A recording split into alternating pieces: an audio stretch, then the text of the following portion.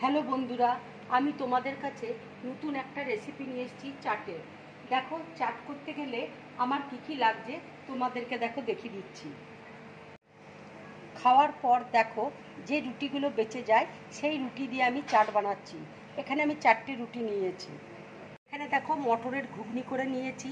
এখানে chilli flakes রয়েছে, সেও ভাজা আছে, ব্ল্যাক পেপার আছে, টক দই দেখো ফেটিয়ে নিয়েছি।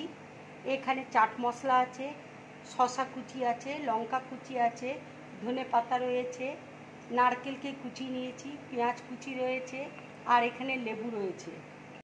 এখানে দেখো তেঁতুলের আমি চাটনি করে নিয়েছি।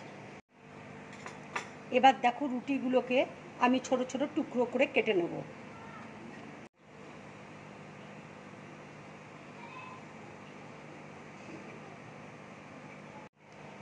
দেখো রুটিগুলোকে আমি ছোট ছোট টুকরো করে কেটে নিয়েছি।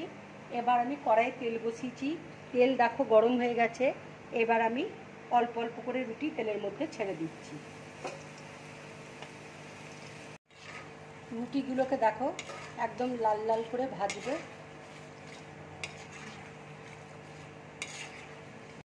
দেখো রুটিগুলোকে আমি লাল করে ভেজে নিয়েছি। এবার আমি প্লেটের মধ্যে তুলে নেব।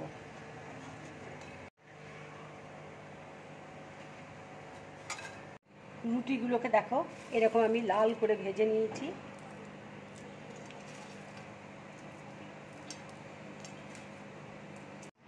এবার দেখো প্লেটের মধ্যে আমি রুটিগুলো নিয়ে নিচ্ছি, ভাজা রুটিগুলো। এবার আমি চাটটা বানাবো। এবার দেখো আমি উপরে ঘুগনি দিয়ে দিচ্ছি।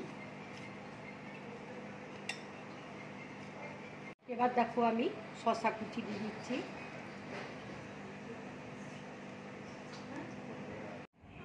এবার দেখো পেঁয়াজ কুচি দিয়ে দিচ্ছি। এবার দেখো নারকেল কুচি দিয়ে দিচ্ছি।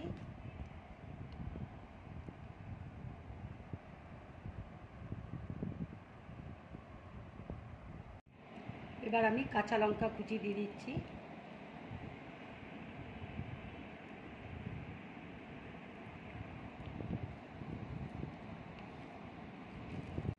এবার দেখো আমি ব্ল্যাক পেপার দিয়ে দিচ্ছি।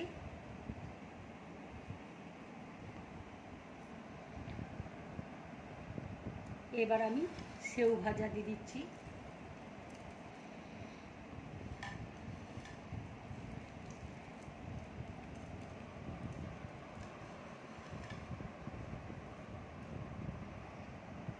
এবার দেখো আমি দইটা দিয়ে দিচ্ছি।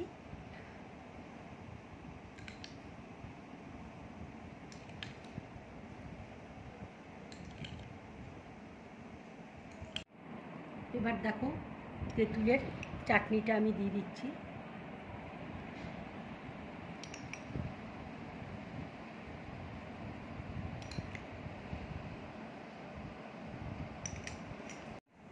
এবার দেখো চিলি ফ্লেক্স একটু দিয়ে দিচ্ছি।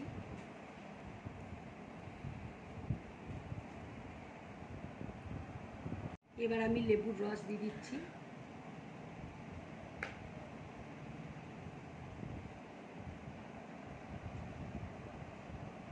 এবার আমি একটু বিট নুন দিয়ে দিচ্ছি।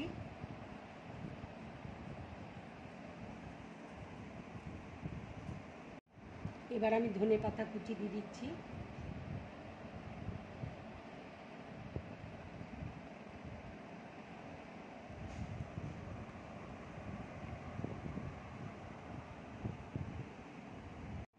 এবার দেখো আমি নারকেল উপর দিয়ে দিচ্ছি।